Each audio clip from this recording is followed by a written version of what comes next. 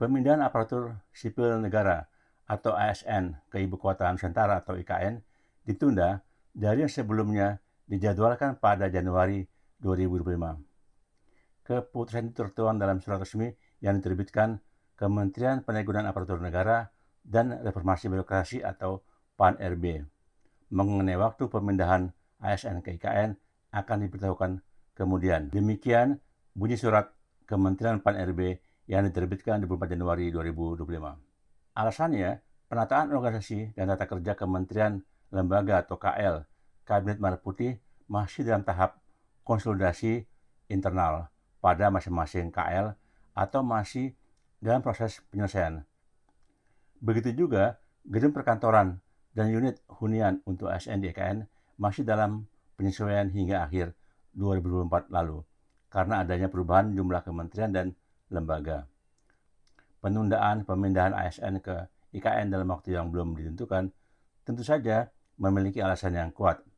Selain disebutkan belum siapnya gedung perkantoran dan unit hunian untuk ASN yang akan tinggal di IKN sebagai sebuah kota tentunya harus dilengkapi dengan infrastruktur yang memadai seperti bandara udara, hotel, mal, rumah sakit, sekolah, pasar, dan lain-lain.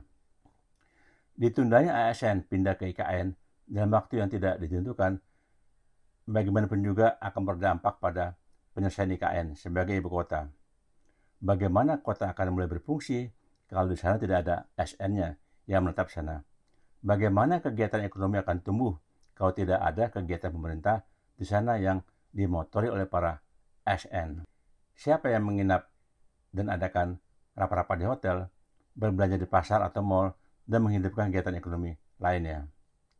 Apalagi sampai sekarang belum ada tanda-tanda Presiden Prabowo akan menerbitkan keputusan Presiden atau Kepres tentang perpindahan ibu kota negara dari Jakarta ke IKN di Kalimantan Timur. Selama Kepres dimaksud belum terbit, jangan harap para investor mau masuk ke IKN.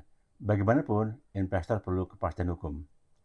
Padahal menurut Wakil Menteri Keuangan Thomas Djiwandono di CNN Indonesia 25 September 2024, 80% dari total dana sebesar 466 triliun rupiah yang dibutuhkan untuk proyek tersebut berasal dari investor swasta, baik dalam maupun luar negeri. Sedangkan anggaran pemerintah untuk membiayai total kebutuhan pembangunan IKN ditargetkan hanya 20% dari total yang dibutuhkan. Menurut Thomas, sejak tahun 2022, pemerintah sudah menggelontorkan dana sebesar 76,5 triliun rupiah ke IKN atau sekitar 16,42% dari total dana sebesar 466 triliun rupiah yang dibutuhkan.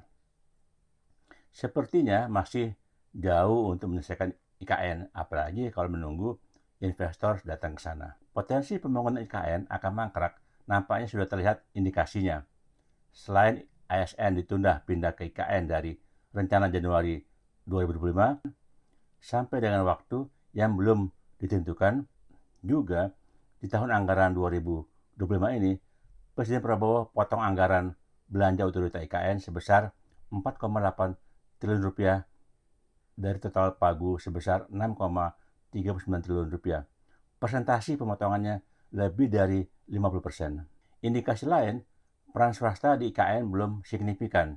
Juga Kepres perpindahan ibu kota negara dari Jakarta ke IKN yang seharusnya terbit di tahun 2024 di era Presiden Jokowi sampai sekarang belum juga ditandatangani Presiden Prabowo.